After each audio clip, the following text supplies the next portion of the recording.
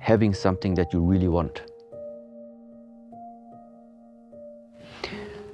Spending your time to already manifest it in the mind as good as you can, meaning make it feelable. Make your thought already start to go into the area of you can feel it. You can feel it, how it has entered your life. This is already a first step of, okay, now it's not just thinking about it, now you even feel it. It maybe is not there material-wise, but you can sense already what type of an energy and in which type of fluctuation within the flow of life actually that wish would put you. Okay, so that means you visualize something maybe, or you go into deep prayer about this thought that you have. Okay, this is what I regard as being a prayer. It's not just talking words. It's about diving in and trying to create that feeling, calling up, cultivating that thought that it really starts to become feelable. So this is one of the initial steps. What we have right now is what you are thinking and what you're feeling already starts to be still in harmony. Okay? And now practice, and continuously and with patience. Stay with it. If it's important to you, stay with it. Keep on cultivating it, slowly, slowly, but give yourself some time. Everything that happens too quickly, which is changing the status quo too quickly, first of all, it's not helpful for us, and it most of the time is also destructive. But if you really want something, I think this is the way. Only the heart is the one that is, let's say, connecting us humans together. Only the heart is like that area that I would regard as giving the possibility of connecting. The heart is like the highest instrument, if you would say like this, the highest antenna to spread out the connection. And if you are sending from the heart the signals out to the universe, that there is something that there is something you would like to receive. I think the best way to express it is when it comes from the heart. It attracts the energy which is surrounding all of us to finally manifest what thought, what emotion and what feeling and what wish and desire you have inside of that heart. It's pulling it towards you. Once you are the magnet, you're pulling something towards you. This goes for all the positive things that you feel during the day or what you're cultivating, but especially like the negative.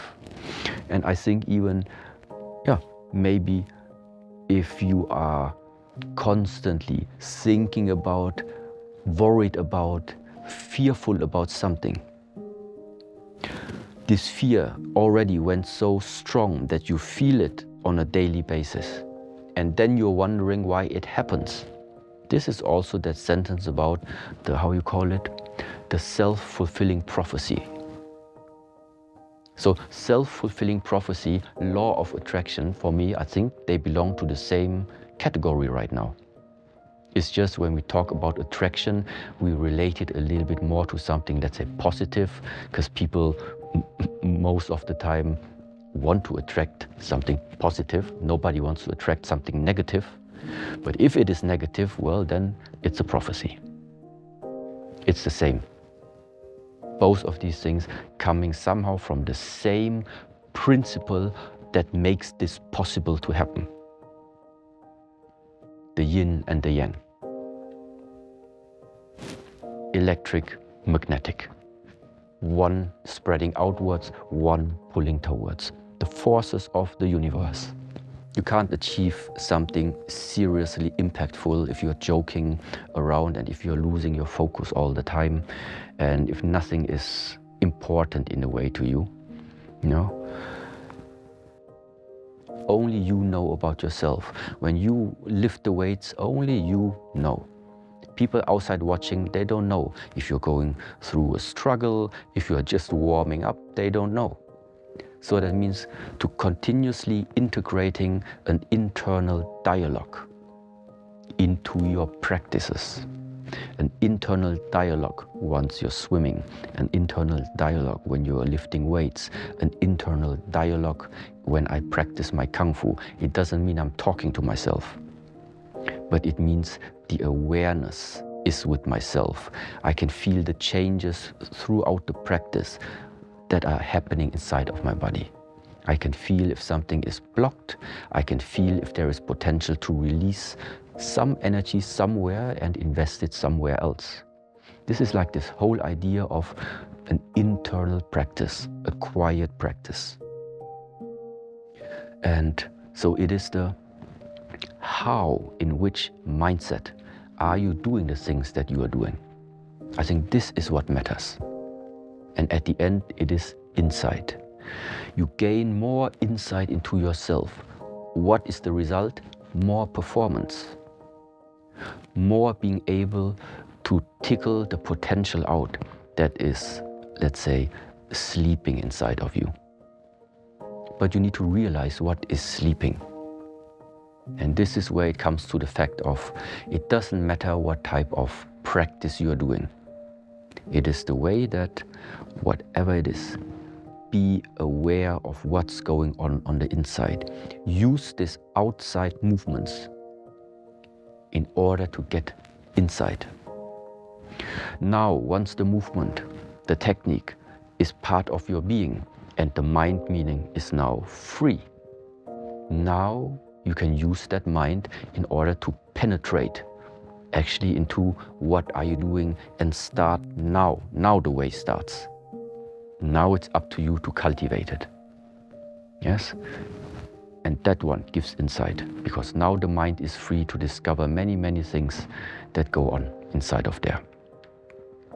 And now it's not just about the martial art movement. This principle of you think a lot about what needs to be done, then it is being replaced and the mind is free. This now we apply to the life itself.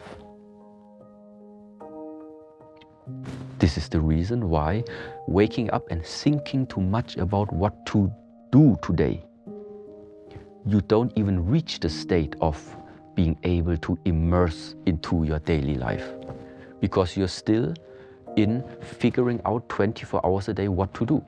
You're still thinking about your life. Yeah, but thinking is something different than experiencing, than sensing, than feeling life itself. This is why all these methods, stop thinking, meditate, discipline your thoughts. Stop thinking too much. Don't go into the past. Don't go into the future. Be in the present. Why? Because only then it's possible that the mind is free, the capacity is free, and now you can completely immerse into whatever you are doing.